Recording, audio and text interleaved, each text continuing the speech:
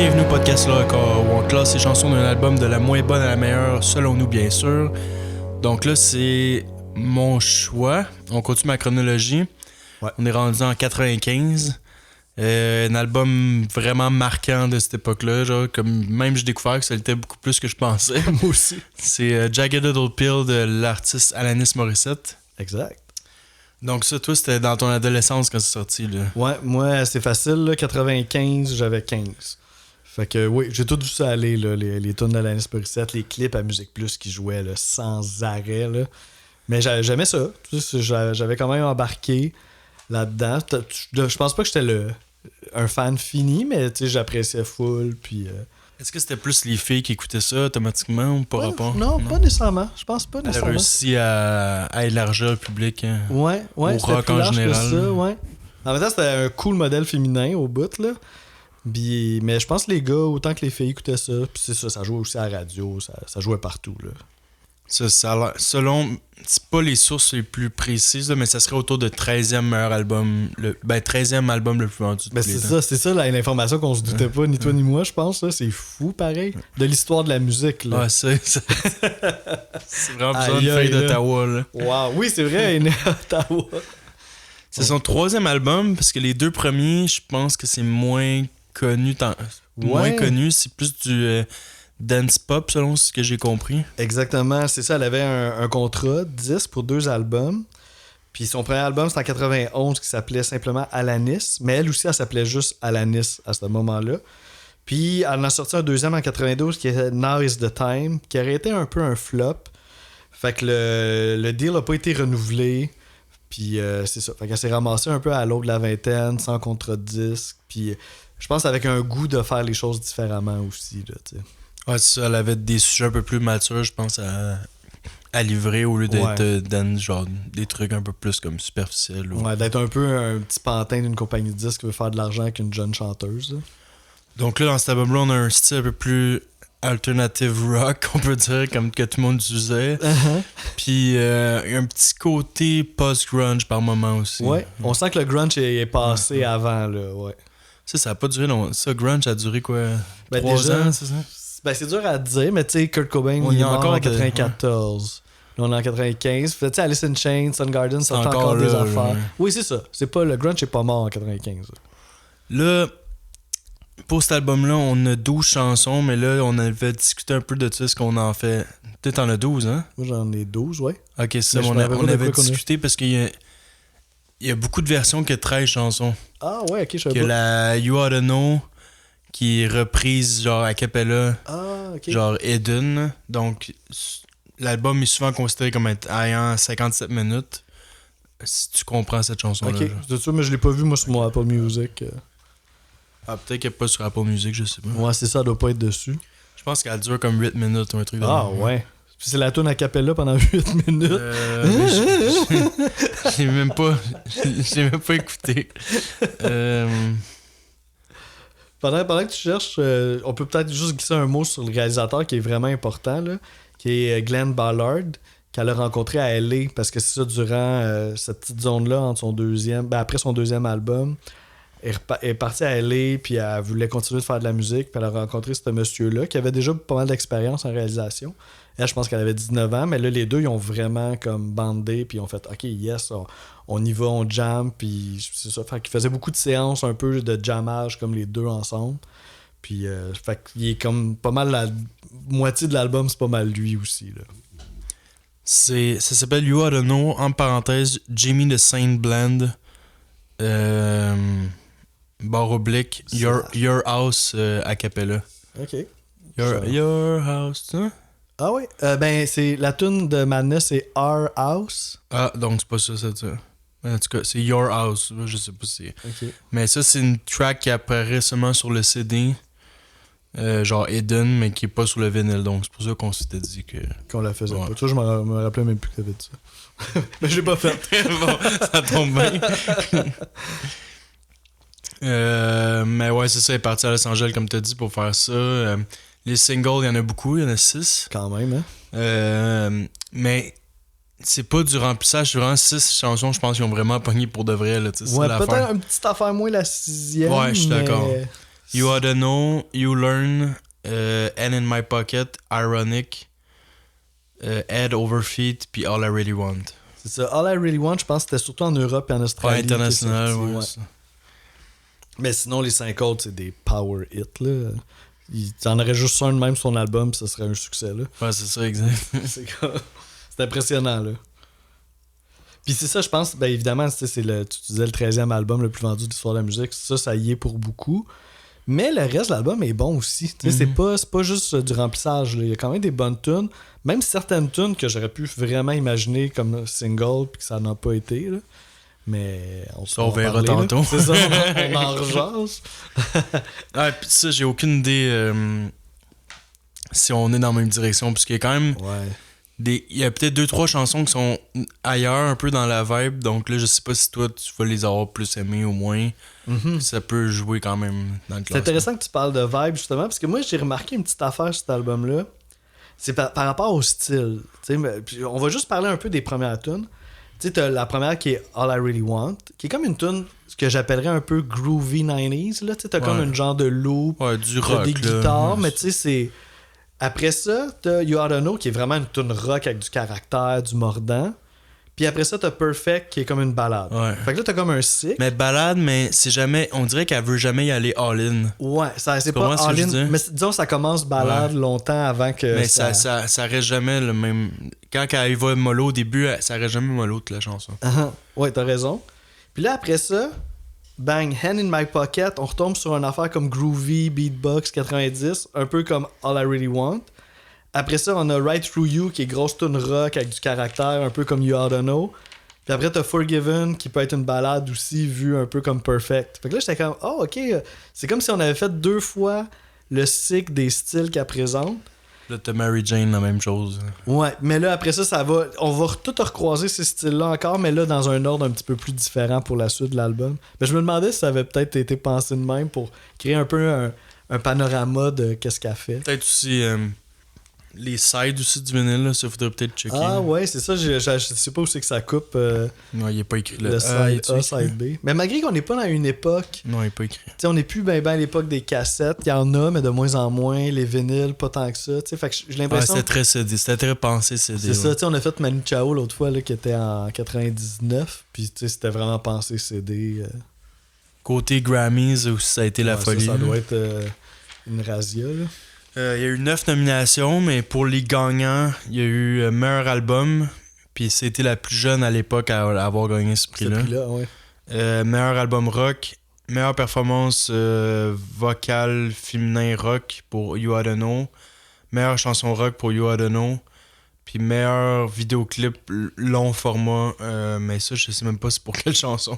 Ouais, c'est ça, hein. Mais là, il me semble que Grammys font plus ça, les vidéoclips, en tout cas. Ah ouais? Peut-être que dans le temps, c'était le plus important. Là. Ouais. Pourtant, les artistes font encore des clips, mais ils se ramassent sur YouTube là, plutôt que ces chaînes de télé. Cool. Ben moi, j'ai pas mal fait le tour, je pense, des choses que je voulais dire. Ouais, moi avec. Fait qu'on va pouvoir se lancer là-dedans. Excuse-moi, j'ai un chat dans la gorge. Donc là, tu vas avoir une petite idée dans quelle direction je m'enligne direct avec ma 12e. Ah oui? Ça va être révélateur de... Ben, ça va être révélateur de mes moins bonnes, je pense. Ok, parce qu'ils sont tous un peu dans le même style, t'es moins bonne. Ouais, exact. Ah, ok. Là, je viens de réaliser ça là. Ah, ok. Ben, je savais, mais là, tu me l'as encore... Ça l'a encore plus confirmé. Ma 12e, ça va être Mary Jane. Fait que ça va être des tunes tranquilles. Ouais, exact. Ok, je comprends. Le rythme de drum sur cette chanson-là est vraiment original. Genre, une espèce de tambour... Ouais. Genre, il joue sur le... Le rimshot, là? Ouais, j'ai l'impression comme... Il joue un peu comme un tambourine de fanfare, là. Comme s'il y avait un petit roulement. Ouais, genre un petit roulement, exact. Vocalement, elle se laisse aller beaucoup plus dans la chanson-là. Voix très impressionnante, très en contrôle. Mais c'est pas nécessairement pour ça que c'est pas nécessairement ce que je recherche dans l'album tant que ça. Okay. Mais mettons, elle aurait fait un album juste de ça, ça aurait été autant de qualité. Là.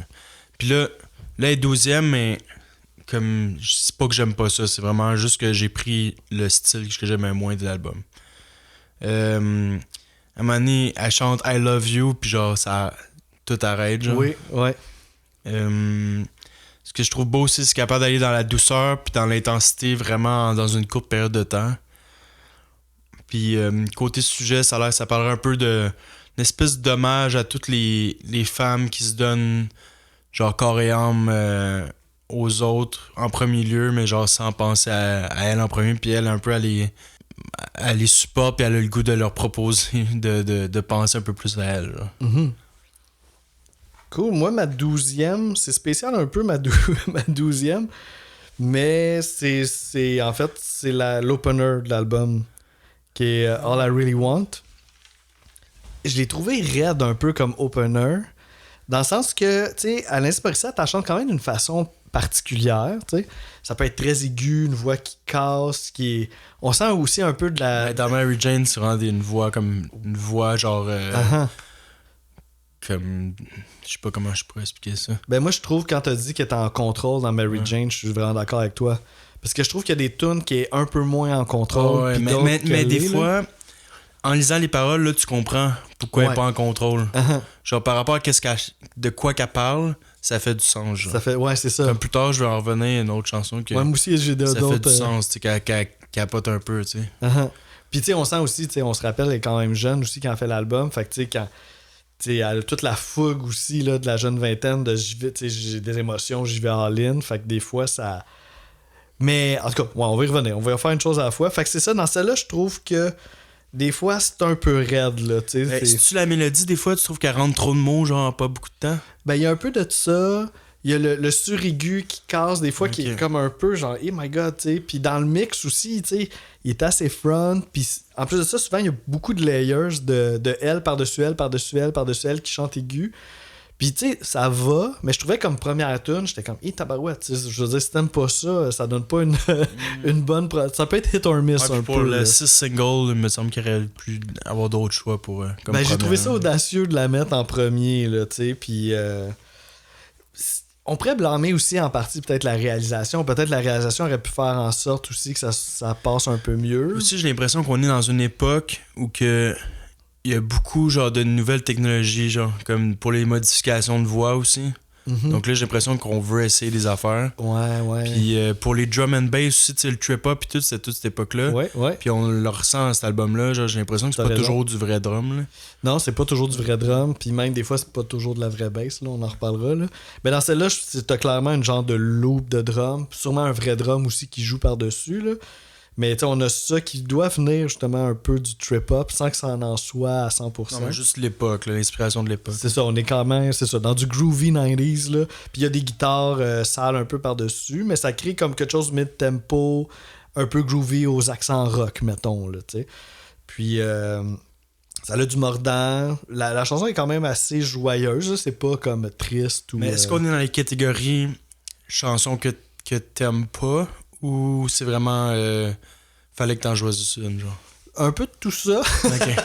Ben, c'est pas que ouais, tu sais, je trouve que est plus un vibe, cette tune-là, qu'une tune vraiment... Tu sais, y a pas grand-chose de catchy, je trouve, dans la tune. Peut-être des petits moments de ligne vocale, un petit moment de riff de git, que, OK, mais rien de genre vraiment... Fait que c'est un peu étonnant que ça ait été un single, selon moi, là. Puis... Sinon, il y a. Ben, elle joue de l'harmonica aussi, là. Alain Morissette, elle joue, je pense, sur 3 tunes, notamment celle-là. Fait que, on annonce tout de suite dès le début de l'album qu'elle va jouer de l'harmonica. Fait que, ouais, c'est ça que j'ai à dire sur. Je trouve pas que. Tu sais, une fois, je me rappelle, parce qu'à l'époque, je connaissais surtout les singles plus que l'album. Puis là, à un moment donné, quelqu'un m'avait dit, ah, écoute, cet album-là, c'est vraiment un classique. Puis là, j'avais parti avec celle-là qui commençait, puis j'étais comme, ah, ok. Mais après ça a buildé. Donc, 11e, ça va être sans surprise dans le même genre. Mais quand même, là, encore une fois, c'est un album que genre j'ai pas de mauvaises chansons. Donc, même celle-là, j'aurais peut-être voulu la mettre plus haut. Mais ça va être Forgiven. Oh, ok. L'instrumental au début, que je le trouve extrêmement original. Une espèce de tambour là, au début. Là. Boum, boum. Puis il y a une espèce de guide style flamenco un peu. Oui, il y a comme une guide classique là-dedans. Mais ça vire très rock par après. Comme, ouais, je disais, genre quand Le début est relax, ça reste jamais de même tout le long. Là.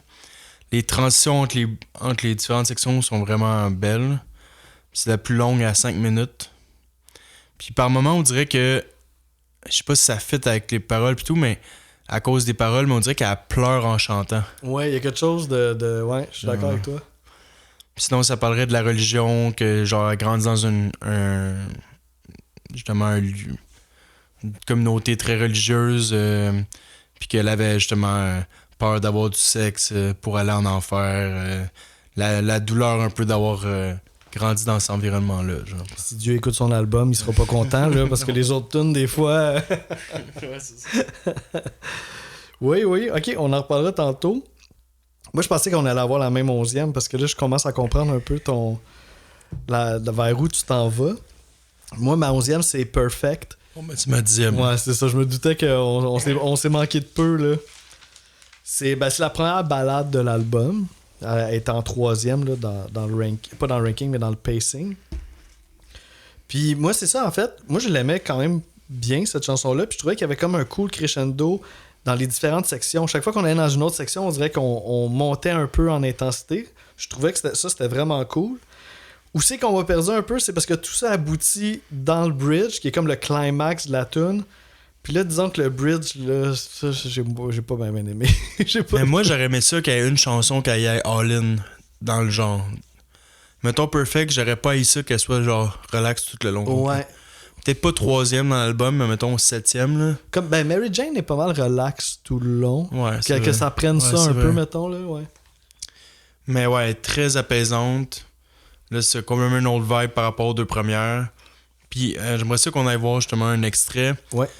Il y a un bruit, genre l'espèce de bruit de hi-hat au début, mais on dirait presque du maracas, genre, puis je trouvais, comme si tu te concentres trop là-dessus, ça peut tout fucker la vibe. Là. T'es en train de fucker ma vibe, là, je comprends. On va aller voir ça. On écoute ça. Sometimes it's never quite enough. If you're flawless, then you're in my love. Don't forget to win first place. Don't forget to keep that smile on your face. Bon, ben là, on s'est rendu compte que là, on l'écoutait sur tes gros speakers, puis qu'il fallait vraiment être fucking intentionné, là. Genre, il fallait vraiment écouter très, très de proche. Même fallu que tu te penches vers le bon speaker pour l'entendre. On peut dire que c'est pané juste d'un bord, là. Ça. C'est juste à gauche. Puis là, je l'ai fait écouter dans mes écouteurs, puis là, on l'entendait vraiment plus. Donc, on dirait que ça prenait beaucoup de place dans mon écoute. Ouais, me semble que c'est pas la première fois aussi dans le podcast que des fois, je me fais avoir un petit peu t'écoutes d'une certaine façon, puis ça sort pas toujours pareil, là. Ça, c'est le cauchemar le cauchemar. C'est le quotidien de toutes les personnes qui mixent dans la vie, là. C'est que tu essaies d'arriver à un mix que les éléments vont sortir quand même assez bien dans toutes les conditions, là. C'est ça le challenge, là. Ouais. Puis sinon, côté parole, ben ça parle d'un peu un parent qui vit à travers son enfant, que lui voudrait que tout soit parfait, puis là, il demande il met la pression sur son enfant d'être parfait, finalement. Ok, j'avais pas porté attention au parent. Ouais, puis genre, finalement, le demander d'être parfait à ce point-là, ça devient un impact négatif, parce que là, il y a trop de pression, genre. Comme un moment donné, elle dit « With everything I do for you, the least you can do is keep quiet. » Oh, quand même. Hein, il y a des paroles hardcore quand même dans cette chanson. Ouais, puis tu sais, je sais pas, je connais pas assez sa vie privée pour savoir si c'est peut-être quelque chose qu'elle a vécu. Elle se faisait la santé se faire viser. Mais tu sais, vite. Parce qu'elle était une artiste enfant. Ça exact. a peut-être rapport. Ça a peut-être rapport. Puis tu sais, vite, quand j'ai regardé sur Wikipédia, j'ai été voir un peu ses 2 premiers albums. Puis il y avait, dans les chœurs, il y avait d'autres personnes Morissette. Okay. Je me demande si peut-être sa famille était pas impliquée. Puis là, le fait de s'en aller à LA, puis en tout cas. Ça a peut-être rapport. Ça a peut-être un lien, je sais pas. Moi aussi, en fait, pendant qu'on est dans Perfect, j'ai un extrait aussi dans cette chanson-là. Parce que, tu sais, tantôt, je parlais un peu du bridge. Puis, c'est là que j'ai un peu décroché de cette tune-là.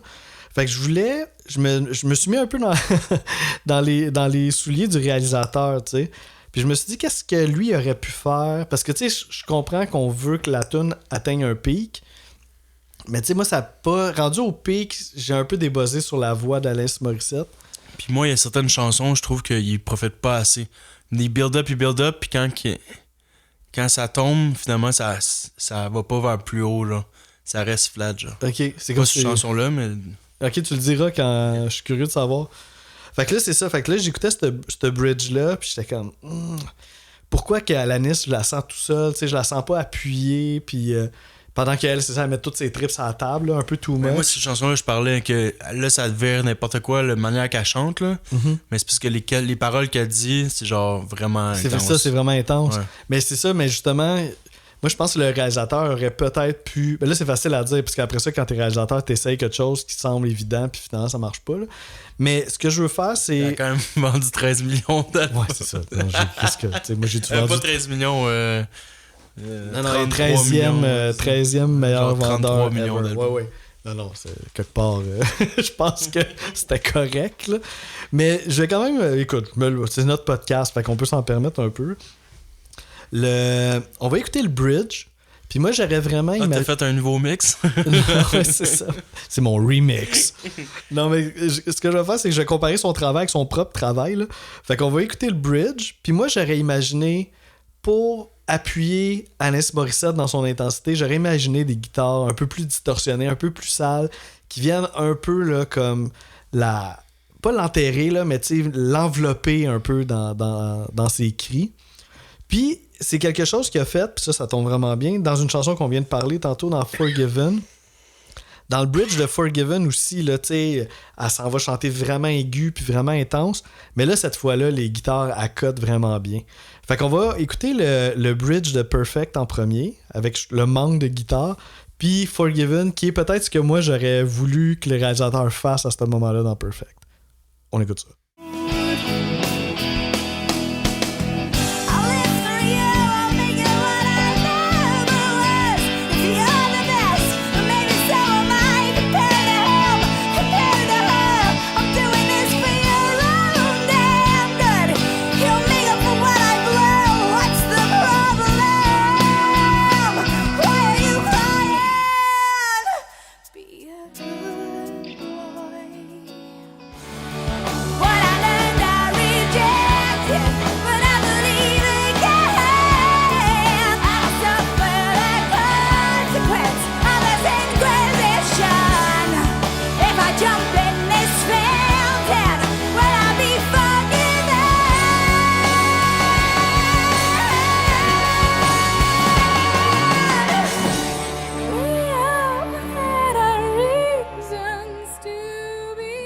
Cool, fait que c'est ça, j'avais le goût de mettre ça en comparaison parce que je trouve dans Forgiven, là, les guitares appuient sa rage, puis... Je pense que la chanson Forgiven en général est plus dans cette vibe-là. Ouais. Que Perfect, c'est vraiment... Je pense que c'était voulu que ça reste relativement sobre. Ouais, t'as un bon point. Dans le sens, dans Forgiven, déjà, les refrains, on avait de la grosse guitare. Fait que dans le bridge, ça faisait du sens qu'il y ait des grosses guitares aussi. Dans Perfect, c'était plus une affaire de niveau, là. On montait de niveau un peu à chaque fois. Si ça aurait monté autant, ça aurait peut-être été bizarre, même. Ben c'est pour ça que je dis que des fois, ce genre d'affaire-là, c'est facile à penser, mais quand tu l'essayes, peut-être que le gars, il l'a fait aussi, puis il était comme, peut-être ça détonne, puis ça marche pas, tu sais. Fait que c'est toujours facile à dire. Mais, overall, quand même, je trouve que Alanis, je la sens seule un peu, là, dans Perfect, dans ce bout-là, là, tu sais. Fait que c'est mon opinion. Donc, c'est encore à toi. Ah oui, c'est vrai, parce que toi, c'était ta 10, c'est vrai. Fait que, on continue ça avec ma 10, qui est une chanson que tu as nommée aussi, qui est Mary Jane. Puis c'est ça, dans le fond, les deux dernières chansons dans mon ranking, All I Really Want puis Perfect, il y avait des petits moments qui me gossaient un peu. Mais à partir de Mary Jane, il y a comme plus rien qui me gosse. Là. Je trouve justement qu'elle est vraiment en contrôle dans sa voix. Fait que c'est vraiment une super belle chanson. C'est smooth pas mal tout le long, comme tu disais. Puis il y a beaucoup de monde aussi qui pensait que ça allait aborder la marijuana. À cause de Mary Jane, mais c'est vraiment pas ça. Là. C'est juste que la fille dans l'histoire s'appelle Mary Jane, puis elle a pas l'air de bien aller, mais Alanis est là pour l'écouter puis prendre soin d'elle. Puis justement, dans le dernier verse, tu as parlé un peu d'un silence là, qui arrive, qui attire notre attention. Puis là, après ça, ça repart dans le... Un silence dans All I Really Want aussi. Oui, ok. Oui, c'est ça, j'avais... À un moment donné, quand c'est arrivé, je passais mes écouteurs brisé ou je sais pas trop, là. Même chose, tu sais. Puis là, j'ai pas voulu être méchant tantôt, mais tu sais, étant donné que t'abordes le sujet, parce que tu sais, c'est ma moins préférée, là. Fait que tu sais, j'étais comme, ah ouais, tu sais, rendu là, ça nous fait du bien peut-être d'aller rechercher notre attention un peu. Ah, sous mes écouteurs qui marchent pas, puis ça repart. Ah, ok, c'est pas payé finalement, ce tune-là. C'était un peu gratuit, là. Puis mais dans Mary Jane, non, là, tu sais, je trouve que c'est juste un silence qui est cool parce que ça devient un peu un point important dans la chanson, parce que quand elle recommence à chanter, elle dit ça, take this moment, Mary Jane, and be selfish. Tu sais, c'est là qu'elle dit à Mary Jane, ben là, prends soin de toi, là, tu sais. Fait que le silence vient accentuer ça. Fait que c'est ça, là, c'est une bonne chanson. La seule affaire, c'est peut-être qu'elle sort un peu moins du lot de cet album, là, que des hits a pu finir, là. Mais ça s'écoute vraiment super bien. Bon, là, c'est mon premier single, je pense. OK, en 9e. Ouais. Ouh. Ben, t'en as quand même un dernier, toi, là, donc... Ah oui, c'est vrai, hey, c'est juste parce que j'avais oublié que c'était un single, ça. Moi, ça va être Head Over Feet, 9e. J'aime quand même qu'elle commence à chanter, genre, dès la première seconde que la chanson parte. Je trouve que c'est pas exceptionnel comme refrain, mais on dirait qu'on peut pas s'empêcher de chanter, genre, ce qui est quand même bizarre. Okay. Ça arrive quand même quelques fois dans l'album. Je trouve que c'est... Tu sais, on dirait, je me demande si c'est l'effet qu'on la connaît, tu sais, le fameux effet... On l'a tellement entendu. Ouais, que là, ça marche. Parce que c'est ça, je trouve pas ça mauvais, mais on dirait que, genre, je trouve pas ça génial non plus, genre, mais je trouve... Mais quand elle joue, je suis content de l'entendre, genre, c'est ça qui est bizarre. Ouais. Un gros solo d'harmonica sur celui-là. C'est celui-là que je parle, qu'à un moment donné, les instruments embarquent, mais je trouve qu'il aurait pu en faire un peu plus, genre, pour... avant le début du refrain, genre, comme il y a un build-up, mais ça arrive flat, oui, tu parlais genre. de ça tantôt, oui. Comme ça tombe flat, genre, je trouve que... Comme Forgiven, je trouvais, en me l'en faisant réécouter, que ça a vraiment... Ils ont fait une bonne job. Celui-là, je trouve qu'il aurait pu y aller un peu plus. Puis sinon, ça parle un peu d'une histoire d'amour entre deux meilleurs amis, puis qui en rend un peu hommage, justement, aux relations saines, genre, sans qu'il y ait moins de drama, puis c'est juste beau, tu sais. Ouais, exact. Nice. Fait que moi, ma 9, on est vers la fin de l'album, avec l'avant-dernière qui est Not the Doctor. Bonne tune, là. J'ai tout de suite accroché sur le riff de guitare acoustique. Je trouvais dès le départ, là, ça commence avec ça, puis le riff est vraiment comme original, nice. Fait que ça j'ai tout de suite aimé. Par contre, le reste, c'est pas une tune super accrocheuse, c'est pas un refrain super accrocheur, mais elle a quelque chose de cool qui fait qu'on aime la track. Un peu tu sais, on parlait de post-grunge, tu sais, le contraste un peu entre les couplets un peu plus smooth puis les refrains avec plus de mordant, on retrouve ça dans ce tune-là et dans plusieurs autres chansons de l'album aussi, là. Il y a quelque chose que j'ai le goût, tu sais, mes extraits ils arrivent vite, là, mais c'est ça la vie. J'ai bien aimé comment qu'elle chante dans le deuxième couplet, où c'est que il y a beaucoup de paroles. Puis c'est comme si elle était pas capable d'arriver au bout de sa phrase puis qu'elle choquait avant le dernier mot. Fait qu'elle prenait une respiration avant le dernier mot. Mais dans l'élan de la tune, tout ça, je trouvais que ça appuyait le propos aussi. Fait que, tu sais, il y a deux phrases. Elle dit « I don't want to be your other half. I believe that one and one make do. » Puis un peu plus loin, elle dit « I don't want to be your idol. See this pedestal is high and I'm afraid of heights. » Fait que tu sais, puis le fait de l'avoir fait deux fois aussi, ça confirme que c'est vraiment volontaire, là, qu'est-ce qu'elle a fait. Fait que je trouve que l'effet est vraiment cool. Ça fait un découpage original dans le chant. Fait qu'on va écouter ce verse-là au complet. Les deux phrases sont pas une à la suite de l'autre, mais je vais en laisser assez pour qu'on entende le tout.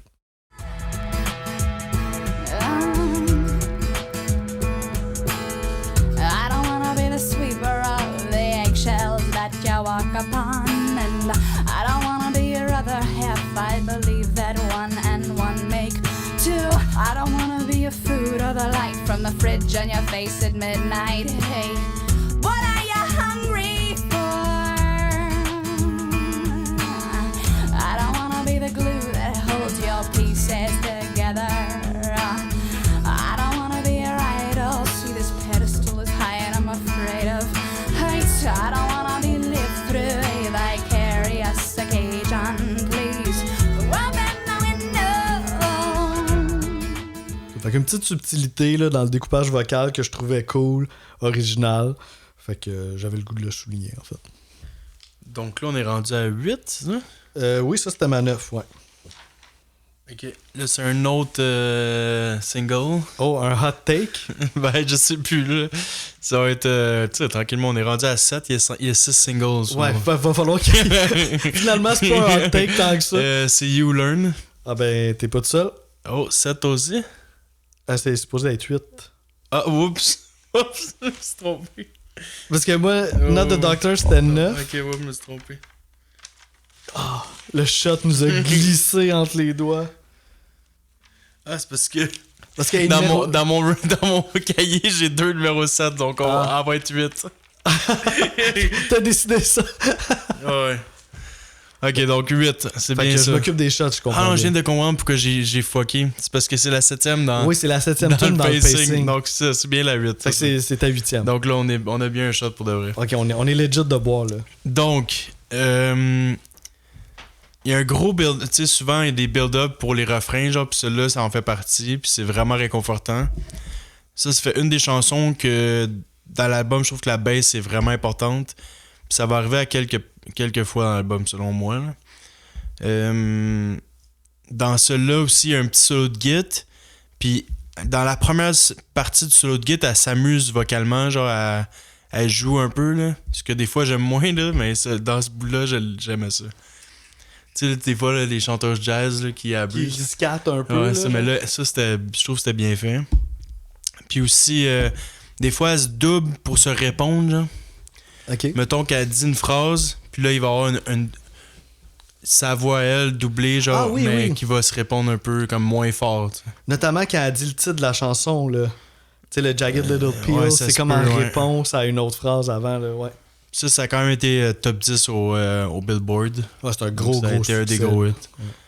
Puis, en gros, tu sais, son album, les sujets sont vraiment intéressants, mais c'est pas la poésie dans le tapis. Là. Tu peux comprendre toutes les 12 chansons, ils parlent de quoi. Là, des fois, il y a des façons originales de dire les choses. Là, mais c'est pas comme t'es pas perdu. Là. Donc ça, c'est assez...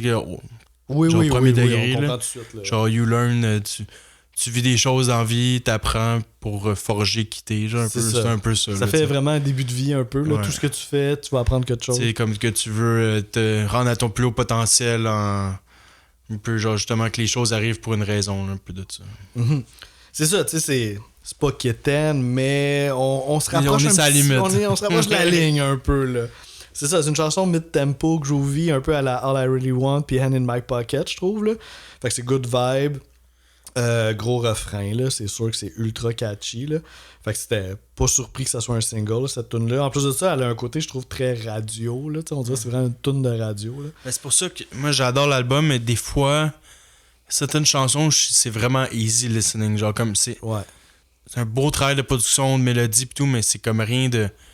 C'est juste hit après hit. Genre, l'album passe de même, tu passes un bon moment, genre. Donc, c'est comme...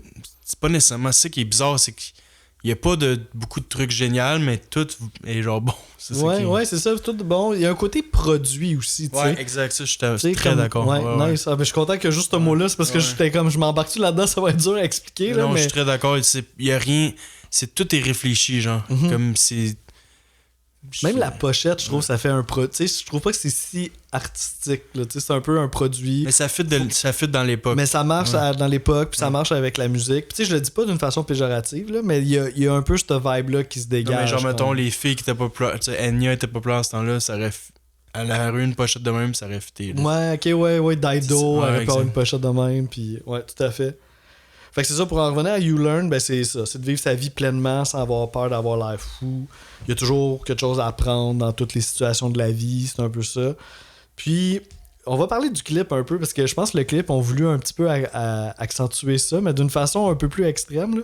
Fait que tu sais, on voit Alanis qui se promène, puis t'auras sûrement pas connu ça, là. Mais la chanteuse Kathleen au Québec, ça dit quoi? Juste de nom. C'est ça, tu sais, c'est elle qui chantait Ça va bien, puis Où aller, là, c'est deux gros hits. Mais elle avait beaucoup fait jaser d'elle aussi pour ses cheveux, parce qu'elle avait comme des... Je sais même pas comment expliquer, là. C'est pas des tresses, mais les cheveux sont séparés comme en tresses. Ben, Alanis Morissette. Ben là, c'est Kathleen, mais dans le clip, Alanis Morissette a exactement ces cheveux-là. Tu sais, des genres de tresses pas tressées, là. Mais pas juste dans ce clip-là, je pense. Dans cette époque-là, elle avait des cheveux de même. Ok, en tout cas, ben moi, j'ai remarqué dans ce clip-là qu'on les voit bien. Puis là, c'est ça. Là, elle sort de son appart. Puis là, elle voit un accident de voiture. Fait c'est pas des dreads, mais presque. C'est ça, des dreads, on dirait, qui tiennent juste par du gras plutôt que par les cheveux entremêlés, là. En tout cas, ça n'a pas duré très longtemps, ce mode-là, là. Puis c'est ça. Fait qu'elle sort de chez eux à cause d'un accident de voiture. Ensuite, elle croise un immeuble en feu. Pour finalement rentrer dans un gymnase, tu sais qu'elle joue une game de basket. Après ça, elle part, elle fait de la gymnastique, mais on sait que c'est pas elle, là, parce que c'est quand même impressionnant. Elle se ramasse avec un gars, elle embrasse le gars. Après ça, finalement, elle se ramasse sur un pont, elle se pitch en bas du pont. Puis là, ça finit qu'elle se fait enterrer par son band.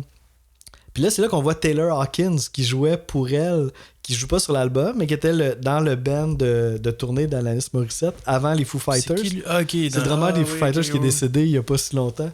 Fait que c'est lui le premier à y mettre une tarte d'en face. Puis quand j'ai réécouté le vidéoclip pour le podcast, ça m'a fait un petit quelque chose. J'ai fait ah oui, ben oui, Taylor Hawkins. Tu sais.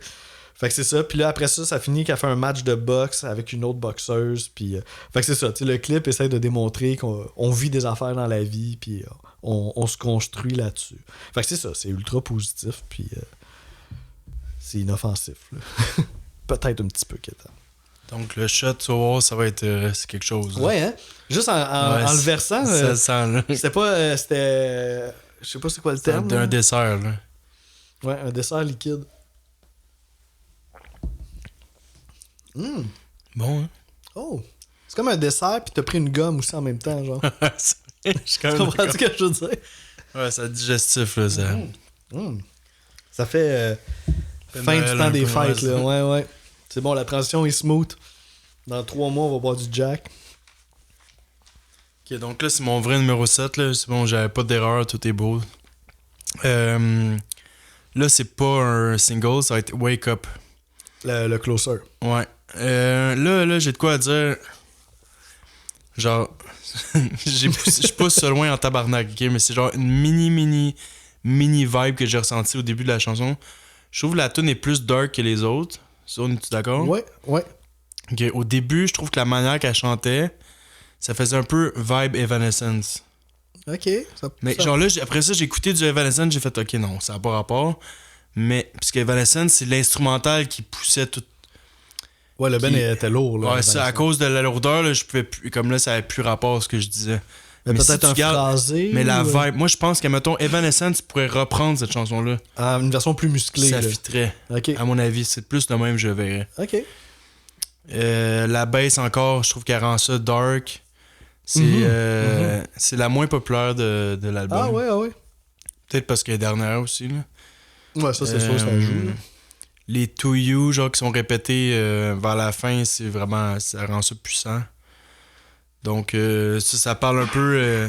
Tu vois, l'autre avant, c'était très positif. Ça, c'est peut-être un peu moins positif. Ce serait plus comme.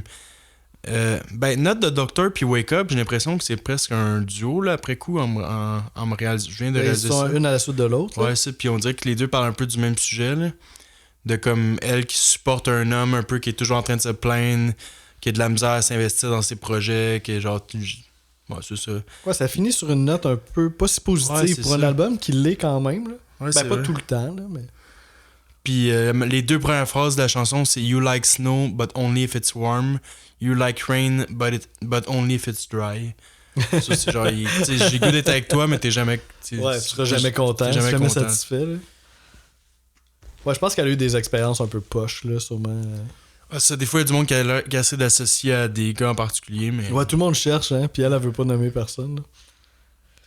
On va en reparler bientôt de celle-là, mais avant, numéro 7, j'ai Right Through You. Qui est. C'est ça, là, tu sais. Ben, moi, 6. Ok, tu vois. Puis, celui-là, Forgiven, parce qu'après coup, Forgiven, là, on dirait que j'ai le goût de la monter un peu. Ouais, j'étais surpris un peu, moi, que tu l'as mis. Mais là, en la remontant en extrait, je suis comme, peut-être j'aurais dû la montrer un peu, peut-être pas top 5, mais plus. Puis Right to You aussi, je pense qu'elle avait. Si je l'écoutais de plus en plus. Elle ferait son chemin. Ouais, je pense qu'elle montrait un peu plus. Ouais, c'est ça. C'est une des tunes qui a quand même du mordant, là. Tu sais, les couplets un peu plus doux, les refrains qui rentrent dedans, là, à la période grunge un peu. Presque une des plus lourdes de l'album, je pense. Ouais, quand même, là. Puis le propos aussi, là. Elle dit qu'elle est capable de détecter les hommes toxiques, s'intéresse à elle pour les mauvaises raisons. Mais c'est ça, plus tu lis les paroles, plus tu dis, ouais, là, t'es peut-être capable de le faire, mais tu t'es fait avoir beaucoup de fois avant. Ah, ça, elle parle Elle doit sûrement parler du label, là, justement. C'est ça, ouais, ça parlerait des hommes dans l'industrie musicale. Fait que, I guess, peut-être, ceux de ses 2 premiers albums, peut-être. Là. Tu vois, Wake Up, en plus, parenthèse, je l'avais pas dit, là, mais il y a une chanson, la chanson populaire de Evanescence qui est Bring Me to Life. C'est Wake Me Up. Hey. J'étais comme ça fit encore plus. On fait des liens. Puis là, celle-là, moi, tu vois, je l'aurais vu jouer par Creed. Ah, ok, ouais. Genre ouais, Creed ouais. qui cover ça, je trouve que ça aurait fité. Qui est pas mal à la même époque aussi. Je trouve que c'est vraiment c'est la chanson qui fait le plus post-grunge dans l'album, je trouve. Ouais, ça, je suis d'accord. Il y a des passes de drum vraiment satisfaisantes, puis la guitare est très genre désert Alice in Chains, là, un peu. Là. Ah, ok, ouais. Ce que je veux dire, genre comme. J'ai dit glissante, mais on dirait que t'entends aucune note, c'est juste comme du fondu, là, tu sais. Ok. Ben ouais, je vois le lien Alice in Chains, là. Puis, tu sais, des paroles que. Tu sais, elle a pas peur, là, dans ses paroles d'aller hard, là. Ça m'a dit, You took me out to wine, dine, 69 me, but didn't hear a damn word I said.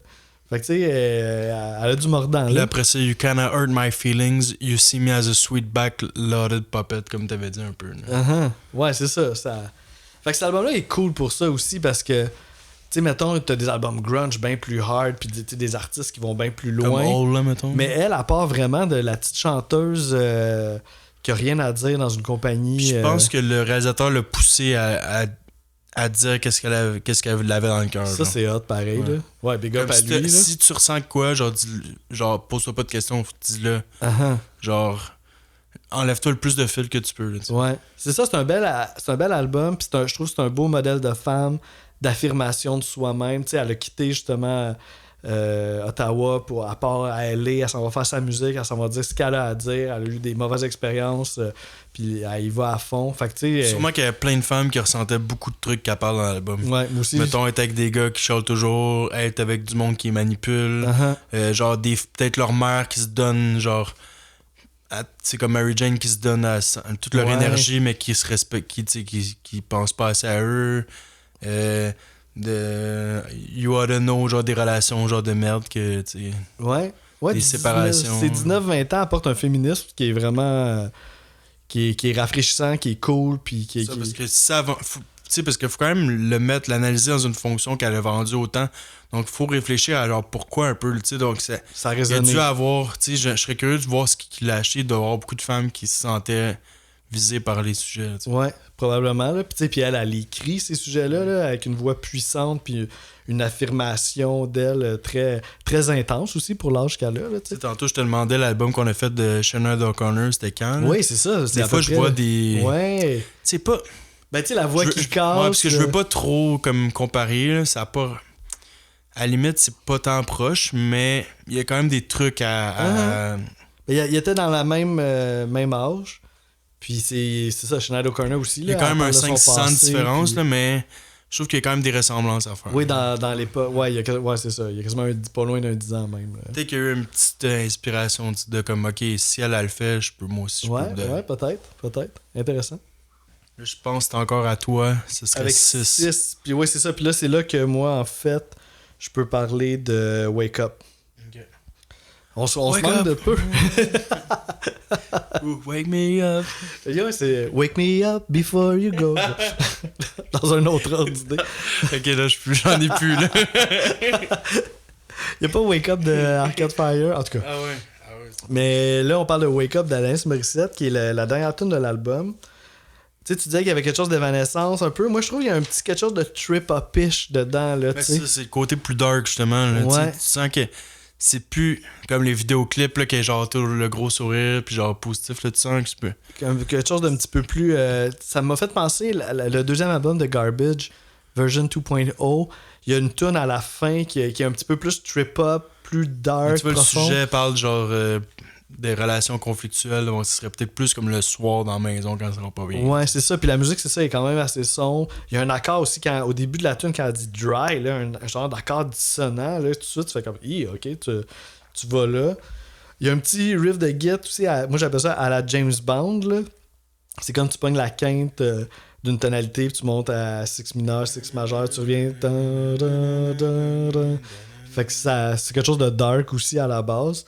Tu as parlé de la bass aussi, la bass qui tient une pédale, là, c'est-à-dire que les accords changent, mais la bass reste toujours sur la même note. Fait que ça crée une genre de tension. Fait que il y a tout ça. Puis au début, je trouvais pas que ça avait rapport comme dernière, mais à force que la tune avance, je suis de plus en plus d'accord. Genre, on dirait qu'elle pogne un autre niveau genre, avec le temps. Ouais, c'est ça. Moi aussi, après ma base, j'ai douté. Mais parce que tu sais, ça finit un peu sur une note un peu plus dark.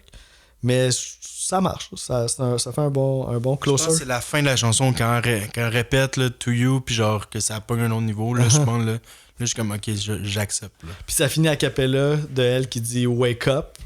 Puis ça finit de même. Là. C'est comme, oh, ok.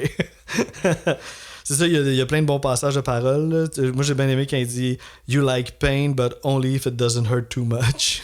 Je trouve que c'est pas super. Il y en a un autre, mais là, lui, il va être dur à lire, là, mais je vais me lancer quand même. Well, there's an apprehensive, naked little trembling boy with his head in his hands. And there's an underestimated and impatient little girl raising her hand. C'est presque eu, là, genre, il y a eu un petit accrochage, c'est tout. Merci. Merci tout le monde. Merci. Ça arrive à la fin, là. Je trouvais que c'était comme une image assez forte. Fait que ouais, quand même un coup de cœur pour celle-là, je te dirais même. Ça, pour la moins populaire, je trouve que ça c'est pas ça rend pas justice à la chanson, je trouve. Ouais. C'est vraiment parce qu'elle est dernière, parce que je trouve qu'elle mérite d'avoir plus d'écoute. Ouais, le fait qu'elle soit dernière, c'est sûr ça l'aide pas. Puis tu sais, ça a un côté dark aussi, fait que tu sais, si t'aimes Alanis Morissette un peu pour ses radio, léger, puis tout, peut-être que celle-là tu vas moins triper. Fait que là, on serait rendu au top 5, dans lequel il y a encore beaucoup de hits, là. Ouais. Des deux bars, là. Ok, là, c'est finalement ta pire que... je sais pas si tu t'avais oublié, là, mais que je l'avais toujours pas dit. C'est vrai, tu l'as pas nommé. Oh, shit. Moi, je suis là, je bâche dessus depuis le début. Ça, 5e, là, quand même. Là, j'étais comme, ok, dernière, c'est rough. Mais moi, tu vois, quand je l'écoutais pour la première fois, parce que, tu sais, je l'avais souvent écouté dans le temps, il y a comme plusieurs années, mais là, ça faisait un bout que j'avais pas écouté au complet. Puis j'étais comme, ok, moi, je trouvais que ça commençait bien. Moi, ce que je trouvais qui était gossant un peu, qu'elle aurait peut-être pas dû être 5, elle aurait dû peut-être reculer un peu à cause de ça, mais je trouve que la mélodie est forcée parfois. Je sais pas si tu comprends ce que je veux dire. Des fois, elle force des mots qui ne fit pas ensemble, genre. Dans musicalement? Dans les couplets, ouais. Okay. Genre, mettons, elle veut dire de quoi, mais ça sonne pas nécessairement bien, mais elle dit quand même. Pareil. Ouais, il y a un peu de ça dans cette tune-là. Elle utilise l'harmonica, je trouve, mais d'une manière non conventionnelle. Ouais, définitivement. Ouais. C'est pas beau, genre, mais c'est comme, ok, genre, let's go. Ouais, c'est ça, c'est très naïf. Ouais. Mais dans le... C'est-tu dans celle-là que tu parlais-tu du bridge dans celle-là? Oui, j'ai parlé que le bridge, je le trouvais... Tu vois, moi, je trouvais qu'on sent vraiment l'émotion dans le bridge. Ben oui, il y a de l'émotion, là, okay. Mais il y en a peut-être un peu trop. Ouais, tu veux vraiment le clarifier que c'est dans... Bon, sinon, ça parle des frustrations, un peu des complexités d'une relation. Donc, la première et la dernière parlent un peu du même sujet. Ça commence rough, puis ça finit rough. C'est comme les sujets plus négatifs, là. Ça a l'air que c'est une des premières chansons qu'elle a écrites pour l'album. Ah ouais, ok. Puis à un moment donné, elle dit « My sweater is on backwards and inside out and you say how appropriate ». Ça, c'est dans les premières phrases de la chanson. Okay. Ça a l'air que c'est une histoire vraie. C'est vraiment quelque chose qui est arrivé dans le studio. Genre, elle portait son sweater backwards puis inside out. Puis Glenn... Non, comment ça s'appelle? Le réalisateur? Ouais. Je me souviens plus son nom. Glenn, Ballard. Ouais. Il a dit how appropriate. Puis là, elle l'a mis genre direct de même. C'est comme ça qu'elle a commencé à écrire la chanson. Ça l'a inspiré pour les premières, ouais, c'est carrément ça. Elle est arrivée dans le studio avec son sweater backwards inside out, puis lui a dit how appropriate. Ben lui, il a trouvé ça cool, genre, puis c'est ça? Il a dit genre, mais non, lui, il a pas décidé. Mais how appropriate, qu'est-ce que tu veux dire dans... Ben, c'est ça qu'il a dit. C'est ça les paroles dans la chanson. Ok, lui, il a dit ça. Ouais, okay. Lui, il a dit puis lui, elle a repris ses paroles. Elle a repris ça, exactement, puis ça l'a comme parti. Ok. Mais le appropriate, j'imagine qu'il était dit de manière ironique. Là, c'est pas... je fais pas de lien. Ouais, c'est ça. T'amènes-tu le sujet? Il est dit de manière ironique, je pense que lui, il y a niaisait, genre. OK. Parce que dans la chanson, c'est tout du monde, un peu des gars qui... Ou du monde qui ils disent un peu quoi faire, ou genre que... Fait que là, c'est une affirmation d'elle, d'arriver de même, ouais. puis... l'homme en question étant Glenn Ballard. Ouais, exact. Ouais, le réalisateur de l'album. Fait que c'est ça, toi, tu as trouvé que je l'ai mis loin un peu, cette tune-là. Ouais. Moi, dans ma 5e position, c'est la tune que je trouve que tu as mis loin un peu, qui est Forgiven. Ouais. Qui est aussi, parce que j'ai eu la chance de voir mon ami Marc-Antoine Larche, là, que tu connais il y a pas longtemps, puis j'ai dit qu'on faisait le podcast sur Alanis Morissette, puis je sais que lui, il a écouté beaucoup. Là. Puis lui, c'est ça qu'il m'a dit. Il m'a dit, moi, mon number one, ça aurait été Forgiven. Je suis surpris, on dirait que je m'attends pas à ça de lui. Ouais, mais ouais, c'était ça son numéro 1. Fait que là, j'avoue que en réécoutant l'album, j'ai porté encore plus attention. Puis là, j'ai fait, bah ouais, le refrain de ça, c'est quand même un power refrain. Selon moi, cette tune-là aurait vraiment pu être un single. Ça aurait vraiment pu fonctionner, là, tellement que c'est le refrain est hook, puis il y a de l'émotion. Mais ça n'a pas sorti, là, mais c'est un 7e single, pourquoi pas? Fait que c'est ça, c'est une chanson plus de type ballade à propos de la religion, comme tu disais. Puis, ça voit que des fois, je critique un peu, là, mais dans cette tune-là, elle fonctionne là, à la perfection, bien soutenue par les guitares. C'est ça, c'est une deep cut, mais qui vaut vraiment, vraiment le détour, là, selon moi. Là. Fait que si vous connaissez juste les hits, puis vous en cherchez une autre, là, ça pourrait être un bon choix, là, d'après moi et Marc-Antoine. Ben d'après Marc-Antoine en premier, moi. Quand même, c'est une chanson vraiment plus complète, vu que c'est la plus longue.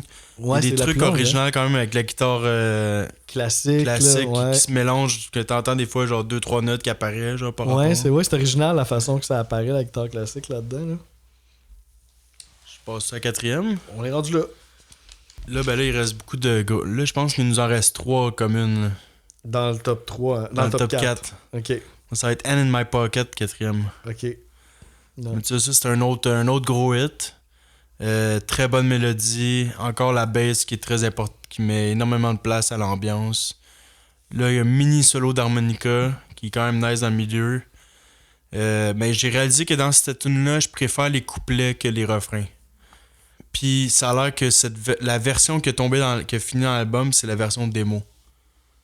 Ah, ok, mais ça ok, mais j'ai quelque chose à dire là-dessus, définitivement. Puis côté vidéoclip, là, je veux parler un petit peu de vidéoclip. C'est elle qui est dans une parade, puis c'est elle qui conduit un des chars de la parade. Ouais. Puis dans le milieu, quand elle joue de l'harmonica, on la voit la jouer, genre. Ouais. Puis c'est un peu genre...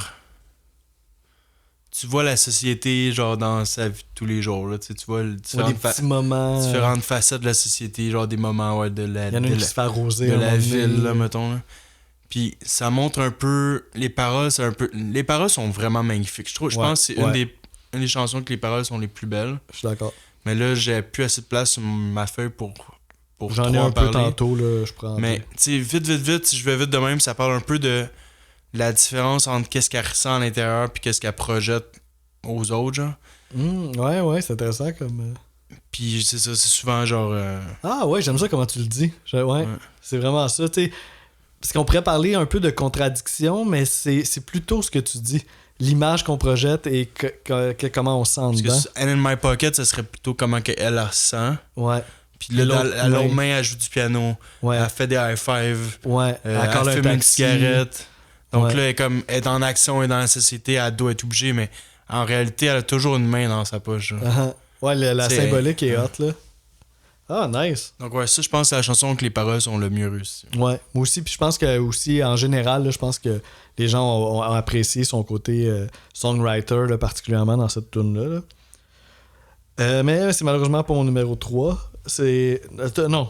4. Moi, mon numéro 4, c'est Ironic. Fait que... ouais, ça, là, on est vraiment dans les grosses tunes. Fait que c'est ça, là, c'est peut-être un des plus gros refrains de la... Je dirais pas le plus gros, mais dans les plus gros refrains de l'album, là, ça rentre dedans au bout. Puis tu sais, tantôt je parlais des vidéoclips à Musique Plus. Je pense qu'on peut dire plus que l'album, là, genre de la décennie. Genre... dans les plus gros refrains des années 90. Ouais, genre. Ouais, c'est un power refrain, là. Puis c'est ça, le clip a tellement joué à Musique Plus. Là, c'est 4 Alanis Morissette qui sont dans une auto. Le thème de l'auto revient souvent là, dans les vidéoclips d'ailleurs.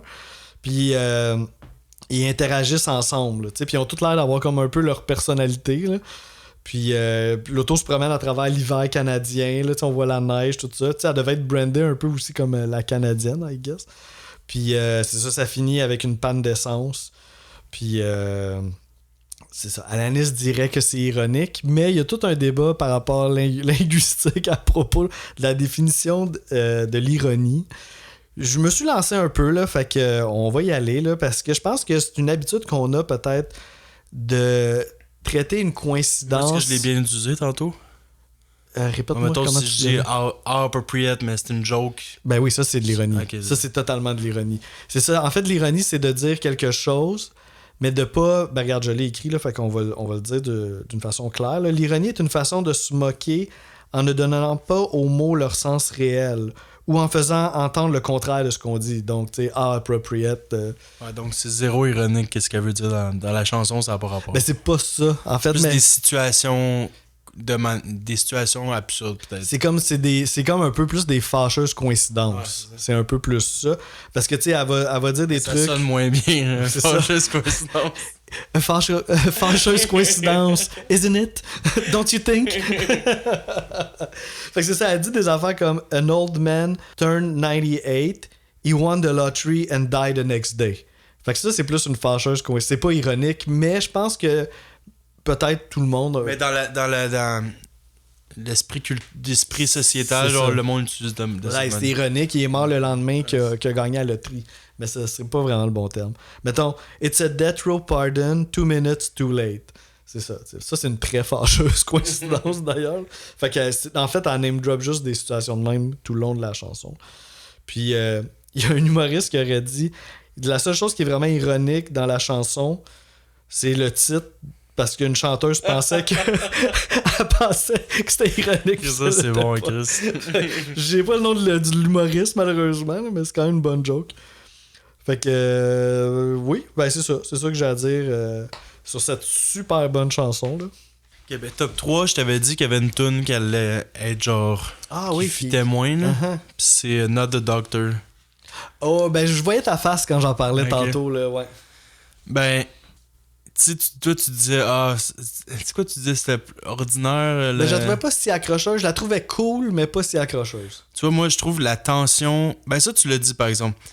Il y a une tension qui bâtit dans les premiers couplets, que le refrain, on dirait, ça libère tout ça. Là. Ouais. Ça, tu t'en as parlé. Ouais, je me souviens. Mais moi, tu vois, je trouve que cette chanson-là devrait être crissement plus populaire, selon moi. Mm-hmm. Genre, c'est dans les moins populaires, puis je trouve qu'elle aurait dû être dans le top 5 côté popularité. Je trouve qu'elle a quelque chose de spécial. Le fait qu'elle soit avant-dernière aussi, là, ça va peut-être. À un moment donné, elle dit « What do you think me for? » Doublé, genre. Dans les refrains, des fois, elle se double. Oui, il y a beaucoup de layers de voix. Ça, je trouve que c'est parfait. Mais ça, j'ai pas énormément de choses à dire dessus, à part le sujet qui fit avec Wake Up, que c'est genre, elle demande un peu l'égalité, la liberté, d'avoir son identité à elle, de pas être l'extension de son chum, genre, puis elle semble parler de Dex, justement, là. Justement, not the doctor, genre, je suis pas ton médecin pour régler tes problèmes, genre, tu sais. Mm-hmm. Tu sais, comme, je veux qu'on soit chacun autonome puis unique, que je sois pas là, genre, toujours pour toi. Genre, on voit qu'elle cherche déjà, une relation saine. Ouais, déjà, j'ai l'impression qu'elle en a vécu beaucoup en peu de temps. Oui, parce qu'on n'est pas vieille, là, ouais. Donc, ouais, c'est ça. Je sais pas trop, mais on dirait celle-là, elle m'a accroché. Là. Ça doit être les mélodies que j'ai bien aimées. Hein. Ouais, non, ça reste une bonne tune, là, ça, je suis d'accord. Mettons, comparé à d'autres, que là, ouais, justement, en tant qu'affaire, si je vais en nommer une que t'as pas nommé. Je pense que t'as pas nommé Head Over Feet encore. Là. Mais ça, comme, admettons ça, moi, je trouve que c'est plus flat que Not the Doctor. Non, mais en même temps, oui, flat, je suis d'accord. Okay. Flat, je me stinerai pas là-dessus. Mais j'ai d'autres choses à dire là-dessus, par exemple. Et j'en parlerai pas tout de suite parce que c'est pas mon numéro 3. Mon numéro 3, c'est une que t'as parlé tantôt qui est Hand in My Pocket. Okay. Qui est, c'est ça, là, au niveau des paroles. I'm broke, but I'm happy. I'm poor, but I'm kind. I'm short, but I'm healthy, yeah. Fait que c'est ça tout le long, mais chaque phrase est juste le fun à... Le yeah encore est très important. Oui, ça ressemble au yeah dans l'Amérique pleure. C'est ça, je pense. Puis genre, une couple d'autres là, qu'on avait Harmonium. Oui, c'est vrai, pour un instant. On avait parlé de ça, je sais plus dans quel épisode. Là. Fait que c'est ça, c'est la 4e chanson de l'album. Puis là, je trouve, dans le pacing, c'est comme la première fois qu'on retrouve un mood avec une chanson qui a joué avant. Tu sais, le All I Really Want, là, je trouve qu'il y a comme... un genre de lien musical à faire avec ça. Tu sais, c'est groovy, mid-tempo, accent rock un peu, mais c'est très radio-friendly. On a Alain Morissette qui joue de l'harmonica aussi sur cette chanson-là, comme la première. Puis, mais c'est ça, contrairement à la première, je trouve que celle-là est vraiment supérieure, là, autant au niveau musical qu'au niveau des paroles. Puis, l'image qu'on parlait, là, la main dans la poche, puis l'autre qui est en train de faire quelque chose. C'est un petit côté entre son monde intérieur à soi, puis le monde. On pourrait voir aussi peut-être le côté introverti, côté extraverti. Cette dualité-là qu'on porte tous. Répète les premières phrases. I'm broke, but I'm happy. Mais c'est ça, mais mettons, là, I'm broke, ce serait sa réalité. Ouais. Mais I'm happy, ce serait pas la réalité, mais c'est ce qu'elle montre. Oui, puis ça serait pas la réalité de être happy, ça va pas avec broke. Non, mais mettons, même, je dirais même, si on va deep là-dedans, si on va genre dans In My Pocket, puis l'autre qui dit d'autres choses, bon, ça voudrait vraiment qu'elle monte de genre I'm broke, mais je montre que je suis happy. Là, après ça, serait quoi la prochaine? I'm poor, but I'm kind. Ouais, c'est ça, bon. Ouais, non, ça fait très moins. Ouais, ça dépend des fois, je pense, des phrases. Mais parce que là, j'en ai juste 3, puis il y en a beaucoup là, dans la chanson. C'est ça, c'est dur de... Moi, je pense que c'est de l'ironie. Non, c'est pas vrai.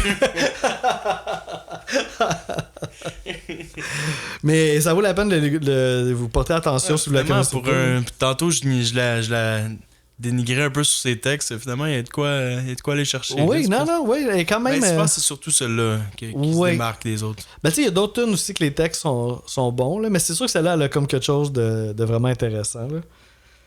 Ça vient me chercher. C'est elle que tu disais que c'était peut-être la version démo, hein? Ben oui, c'est ça, parce que quand on écoute je veux dire entre guillemets, la bass, tout de suite on réalise que c'est pas une bass. Puis ça sonne vraiment comme un genre de son de contrebasse, mais genre soit midi ou samplé, là, mais c'est pas une vraie contrebasse non plus.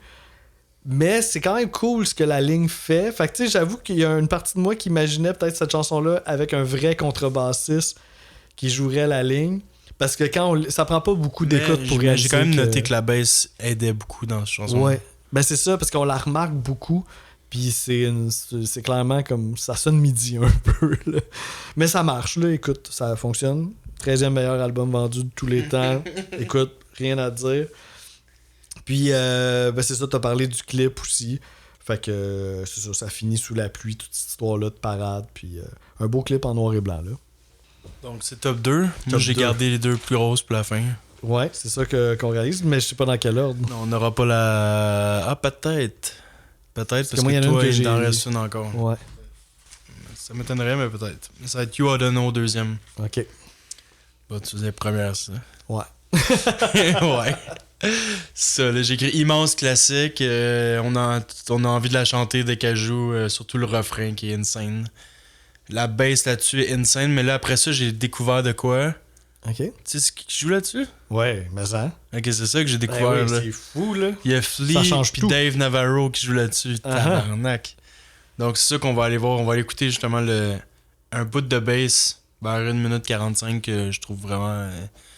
tu vois que c'est Flea puis qu'il se gâte, là. Mais oui, non, ça a la personnalité de Flea, là. Did you forget about me, Mr. Duplicity? I hate to bug you in the middle of dinner. There was a slap in the face, how quickly I was replaced. And are you thinking of me when you fuck her? Ah, donc des fois, genre, tu l'entends sortir du mix, là, c'est genre... Moi, c'est comme... Dom, dom, dom, puis là, à un moment donné, c'est genre, c'est comme... Ouais, il y a un pop en particulier, là, qui sort du lot, là. Donc, tu sais, il y a des bouts que genre tu l'entends moins dans le mix parce qu'il y a trop de trucs. Mais là, il y a une certaine passe que c'est, je pense que c'est les couplets. Que là, tu l'entends vraiment s'amuser. Puis genre des fois, c'est comme ça dérape un peu plus. Ouais, c'est... Mais comme quand quelqu'un qui écoute ça à la radio va jamais se rendre compte de ça. Là, non, c'est fou, hein, ça, pareil. Tu l'entends pas, tu sais, c'est un tout, tu sais. Ouais. C'est vraiment quand tu te concentres, si tu fais juste écouter la bass, là, tu vas voir les petites subtilités. Mais on va donner le talent à Flea quand même, parce que c'est pas évident, je pense, de faire quelque chose qui flash, mais qui va pas upstager non plus. Fait qu'il y a quand même réussi ça. Puis pour la petite histoire, je pense qu'il y avait un genre de démo avec une ligne de bass, cette tune-là, puis elle la trouvait vraiment plate. Puis là, le réalisateur, il a dit, hey, t'es Flea, là, tu sais. Puis là, lui, il filait, je pense, Alanis Morissette, il était comme genre, j'aime sa rage, j'aime son mordant, ça, il prend une ligne de bass qui va à côté. Puis c'est ça qu'il a fait. Puis, mais Dave Navarro, par exemple, j'ai pas ressenti plus que ça. Ouais, c'est un petit peu plus subtil, malgré que, tu sais, si tu écoutes comme il faut la guitare dans les refrains, puis tout ça, il y a des affaires cool qui se passent, mais c'est plus subtil, ouais. Puis, à un moment donné, elle chante I Don't Know tout seul. Ah, comme à la fin. Ouais. Puis là, après ça, c'est le beat de drum and bass qui apparaît. Là. Ah, ok, oui, je vois quel bout tu parles, ouais. Le genre de bridge qui a pas de parole. Ouais, là. exact. Puis, en gros, ça parle d'une séparation qui finit mal. Puis elle, c'était vraiment important pour elle. Comme c'était lourd dans sa vie à cette époque-là. Puis Glenn Ballard, il a conseillé, genre, qu'il sort tout ça, là. Ça. Il a bien fait. Puis sais-tu pourquoi c'était Flea puis Dave Navarro? Ben, il faisait partie même ben dans ce temps-là. C'est ça, exact. Ouais, Frusciante était parti des Red Hot Chili Peppers pendant une couple d'années. Puis c'était Navarro. Fait qu'en 95, c'était Navarro qui était le guitariste des Red Hot. Fait que c'était les deux membres des Red Hot. Ah, les autres étaient plus là? Oui, les autres étaient là, okay, mais je veux dire, ils faisaient partie du même groupe parce que Dave Navarro, il joue dans Jane Addiction, dans le fond. Là. Fait que là, il était dans Red Hot Chili Peppers. C'est lui, là, que... Oui, c'est lui qui a mangé un coup il y a pas longtemps.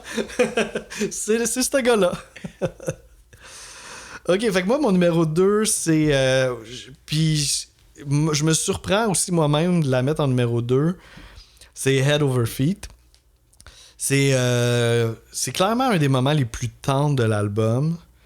Puis, je dis que je me surprends, c'est particulièrement à cause de la réalisation. Tu sais, c'est très pop là, comme réalisation. La run d'accords est très poppy. Là. On pourrait nommer 100 chansons pop qui ont la même run d'accords. Ben, c'est vrai de ça que je te parle, que l'album, par moment, c'est comme rien de révolutionnaire, mais c'est juste tout fonctionne. Genre, c'est comme ça. tout, il fait tout du sens. C'est là que ça joue, je te dirais. T'sais. Puis mettons dans la réalisation, au moins, à un moment donné, il y a un petit peu de guitare sale dans le refrain, puis c'est solo d'harmonica un peu off, là, qui rajoute un petit quelque chose de punk un peu à cette réalisation, un peu trop straight, là.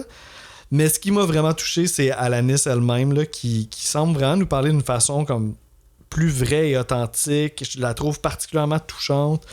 Puis c'est ça, c'est une chanson d'amour en toute simplicité. Puis elle démontre, elle nous a parlé un peu de toutes ces histoires qui ont l'air compliquées. Ouais, à travers les 4-5 chansons avec des histoires de merde, il y a celle-là qui se faufile. Exact, là. C'est comme si de toute cette marde-là, genre, émergeait une certaine maturité qui commence un peu dans ses relations. Puis on dirait que pour la première fois, elle va elle est capable d'aller vers quelque chose qui est au-delà de la passion, puis du drama, puis de... Qui est plus sain. Qui est plus sain, en fait. Puis elle a l'air d'avoir un gros vécu, là. Fait que tu sais, t'es content qu'elle soit capable de catcher ça. Fait que je la trouve touchante. Puis aussi, il y a le vidéoclip, je trouve, qui est vraiment, vraiment parfait pour ce genre de tune-là. C'est un plan séquence. Puis c'est vraiment Alanis que tu vois, mais tu l'as vraiment en face. Là. C'est comme si un peu tu rentrais dans sa bulle ou elle rentrait dans la tienne. Là.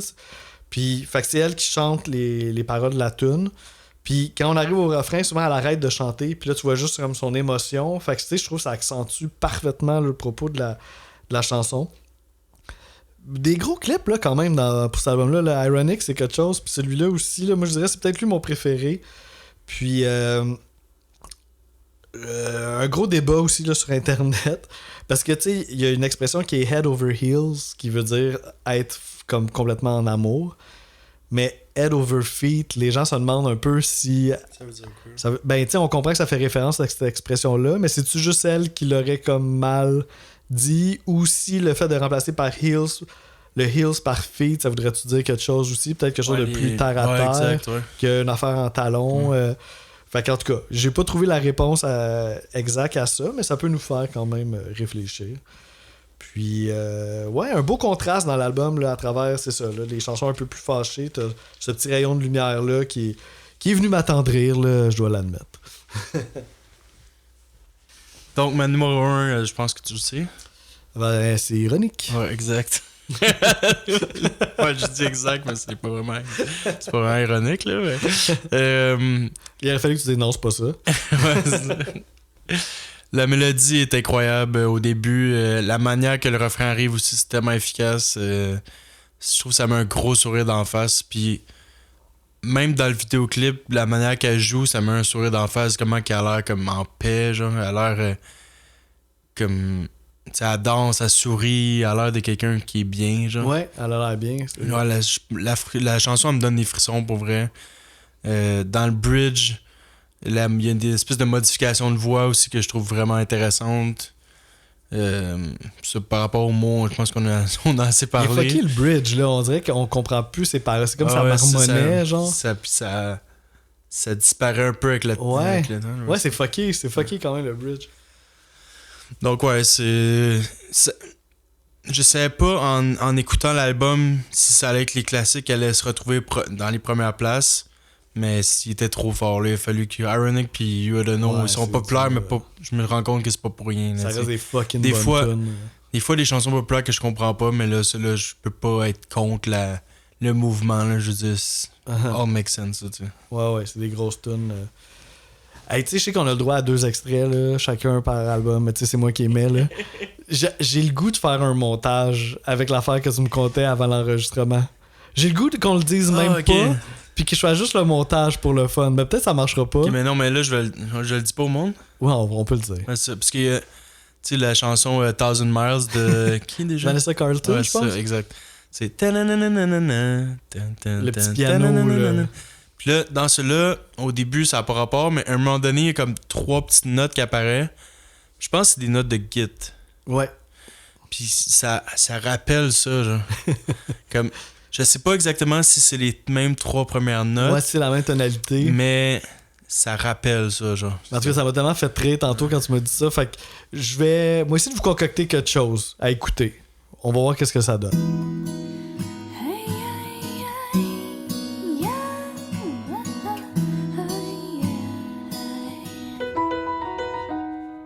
Cool, fait qu'en ce moment, je sais pas exactement ce que ça va avoir donné, mon petit montage, mais j'espère que c'était bon. C'est les débuts, là, je pense pas que ça...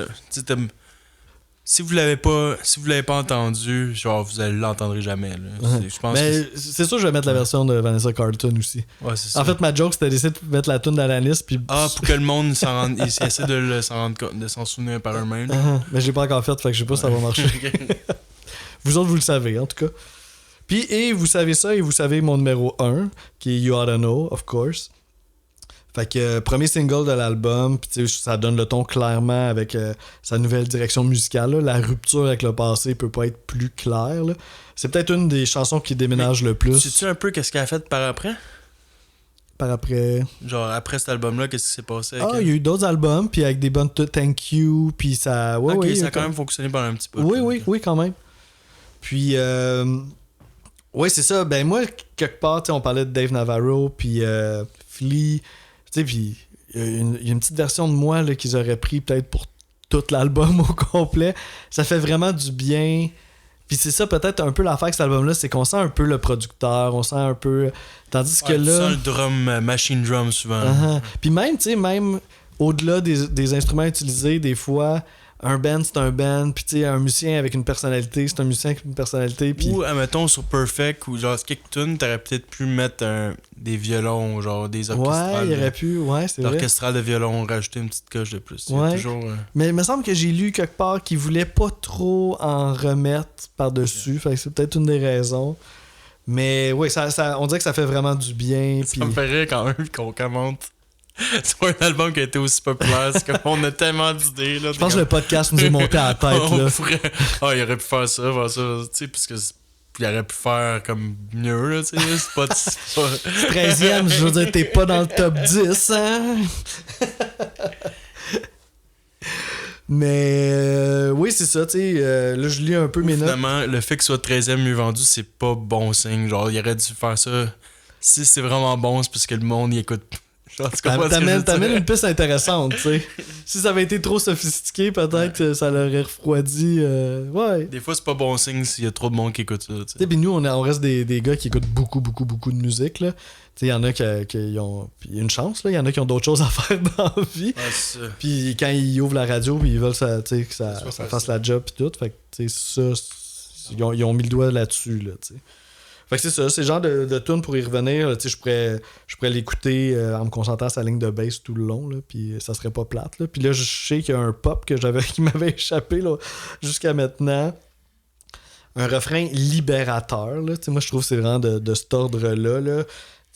Tu craches le méchant, là, ça fait vraiment du bien, ça a du mordant. Elle parle de son ex qui s'est fait une nouvelle blonde, puis ça se passe, elle est pas contente, là, tu sais. Puis, tu sais, des lines, là, genre dignes de la musique punk. Mais elle est là. pas contente de la manière que ça a fini plus. Ben, c'est ça, le mess que le gars il a laissé. Je respecte moi même si c'est fini. T'sais. C'est ça, exactement, là, tu sais. Des lines comme Are you thinking of me when you fuck her? Tu sais, ça pourrait être un band punk là, qui dit ça. And every time I scratch my nails down someone else's back, I hope you feel it. Genre comme boum! ça a de la personnalité, là.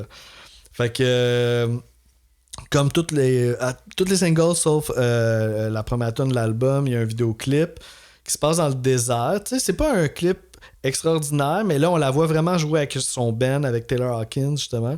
Puis dans le band, c'est pas Flea ni Dave Navarro qui jouent la bass et la guitare respectivement, là, c'est vraiment son band de tournée. Mais là, tu sais, on la voit qui chante avec le band, toute l'énergie qui se dégage. Fait que moi là, j'aurais aimé ça que son album ça soit un peu plus dans ce genre-là. T'sais. La Hole un peu là. Ouais, un peu plus. Peut-être qu'il aurait été 10e meilleur vendeur. Je checkais si elle faisait encore des shows. Moi, je l'ai vu il n'y a pas si longtemps. Là, pour vrai? Ouais, elle fait des shows. Au Centre Bell, puis c'était Garbage en première partie. Mais là, pas si longtemps. 2 ans, 2 Ah ouais, ok. Elle jouait Jagged Little Pills au complet. Ok, wow. Elle va être à Lollapalooza, Argentine puis Chili en mars. Ok. Puis elle va faire la tournée en Amérique du Sud. En gros, Lima au Pérou, Bogota en Colombie, Sao Paulo au Brésil, Curitiba au Brésil. Ah, c'était vraiment un succès international. Puis après ça, elle continue Californie, Norvège, Danemark. Que ça a fait l'été dans les festivals en Europe. Ouais, Pologne, Tchéquie, Italie, Luxembourg, Pays-Bas, Irlande, UK, qui ouais, en enfant tabarnak. Ouais, c'est worldwide. Espagne. Espagne, elle va-tu être. Tant qu'à faire, on va se rendre jusqu'au bout. France, Hongrie, Italie. That's it. Elle finit en Italie. Fait que 2032. c'est ça. Même de plus tard. Donc, ouais, l'album m'a vraiment surpris. La note, genre, a vraiment beaucoup. Là, depuis hier, là, elle bouge beaucoup dans ma tête. Là. On dirait que je sais pas où la placer. Là. Ça, c'est l'affaire de. Des fois, le fait que ce soit trop facile d'écoute, on dirait que ça me gosse un peu. Il y a un petit peu de ça aussi de mon bord. Comme moi, on dirait que je suis obligé de mettre 9. Je peux pas aller plus bas parce que. Mais c'est quand même c'est haut, là. 9. Ouais, moi, je voulais mettre encore plus haut par moment. Là. Ah, ouais, ok. Mais parce qu'il y a aucune mauvaise chanson dans ma tête à moi. Comme même Mary Jane, j'ai mis dernière puis je la trouve super bonne. Mm-hmm. Sauf que 9.5, il faudrait que ça soit plus proche de mes émotions, je pense. Mm-hmm. Puis là, ça l'est peut-être pas assez. Ouais. Genre, c'est trop comme je chante, mais je sais pas pourquoi, tu sais. Tu comprends un peu? Ouais, je comprends, parce que je me sens un peu le même aussi par rapport à elle. Donc, je mettrais plus comme un 9.2 si j'ai le droit. Là. Ok, ben oui, bien sûr. Non, mais normalement, on met pas de décimal. Mais non, mais tu sais, on peut se laisser open, là. Ben moi, peut-être tu vas me trouver un peu rabat-joie. En haut du 8, j'espère, là? Oui. Okay. Mais moi, j'y allais pour mon fameux 8.5. Ah, c'est correct, ça. Puis parce que, ben c'est ça, c'est un album immense. Il y a un succès foudroyant avec des hits qui ont joué non-stop. Que j'ai vécu cette période-là, puis tout. Mais j'ai un peu plus l'impression que j'ai aimé ça parce que c'est venu à moi, puis ça fitait. Mais j'ai pas eu le goût de, tant que ça, là, de mordre là-dedans et d'en savoir plus. On dirait le fait qu'il y ait autant de hits, je suis obligé de mettre une grosse note. Genre, mettons, j'écoutais l'album là, en allant à la job, puis genre, j'étais comme, je la connais. Même Note de Doctor, je pense que je la connaissais. Ouais, ça se peut. Donc, je trouvais ça comme... Pour moi, c'est inhabituel qu'on fasse un épisode, que je parte l'album, puis j'en connaisse autant. On dirait que c'est comme... Déjà, c'est comme sur un palier, un estrade, genre, tu sais. C'est déjà haut, genre, même... Tu t'attendais pas à en connaître autant au départ? Non, vraiment pas à ce niveau-là. Il y avait You Oughta Know puis Ironic, ça j'étais sûr, mais j'avais oublié genre You Learn, j'avais oublié... ok, Head Over Feet, Hand in My Pocket. Ouais, là, quand il apparaissait, j'étais comme c'est vrai, il y a ça en plus là-dessus, genre, ouais, je vois le feeling, là. Ouais, ça reste un album incontournable, là, définitivement. Fait que la chronologie... Ouais, dans ma chronologie, cette année-là, c'était le 7e meilleur album. Donc là, j'expliquerai pas trop pourquoi je suis rendu au 7e, là, mais... Ouais, ça, c'est plus compliqué, là. mais il y avait notamment The Bands de... ça, mais des fois, mettons, quand on a déjà fait l'artiste, je baisse une position. C'est ça. Puis là, tu gardes cette position d'année en année, puis ça drop. Ouais. Donc là, c'est pas plus compliqué que ça. C'est pas si compliqué. Donc, ouais, ça, cette année-là, The Bands, c'était premier. Ouais, on a un épisode sur The Bands, d'ailleurs, aussi. Mais elle a sûrement vendu plus d'albums que The Bands, même si c'est 7e. Ouais. Je vais checker pour le fun pendant que tu présentes le prochain. Fait que le prochain album, c'est sûr que ça sera pas le 13e le plus vendu dans l'histoire de la musique, malheureusement, parce que c'est vraiment un choix personnel, là. C'est moi qui ai décidé ça. Fait que j'aime ça des fois dans le podcast, d'aller chercher une petite perle cachée là, qui... Je sais que c'est pas la... Ça va peut-être pas cliquer tant que ça sur l'épisode, mais pour moi, c'est un album important. C'est In the Meantime and In Between Time de SNFU. Ouais, pas facile à dire, là. Ouais, c'est ça, je voulais pas... Très bien dire. T'as même pas regardé, là. Hein, merci, yes. Fait que c'est ça, c'est un album qui est vraiment important pour moi, d'un band punk canadien. Ouais, pis ça, c'est un band depuis qu'on se connaît, que tu m'en parles à répétition à un certain moment. Jamais, parce que, genre, on dit, c'était vraiment marqué. J'avais jamais vraiment fouillé tant que ça. Genre, je faisais confiance que c'était bon, mais je savais pas vraiment c'était quoi. Genre, je savais pas comment ça sonnait tant que ça. Puis dans ma tête à moi, c'était beaucoup plus sale que ça. Ah oui, tu pensais que c'était encore moi, je pensais plus, que ce gars-là, le chanteur, vu que je savais un peu, tu m'avais un peu raconté par rapport au chanteur, moi, je pensais plus que c'était un gueuleux, là. OK. Que genre, c'était plus trash que ça. Mais finalement, c'est vraiment plus mélodique puis intéressant que je pensais. Donc, Fait que t'es agréablement surpris, on pourrait dire ça. Ça va être... On va en parler au prochain épisode. Ben en nice. passant de Benz autour de 3 millions, on a quand même 3 millions quand de ventes d'un crise de bon succès quand même. Pas pire, hein? C'est 10 fois moins. Là, mais... Oui, parce qu'elle, c'était quoi? C'était 33 millions. 33 millions, ouais. Wow. OK, ben, fait que semaine prochaine, on y va avec SNFU, In the Meantime and In Between Time.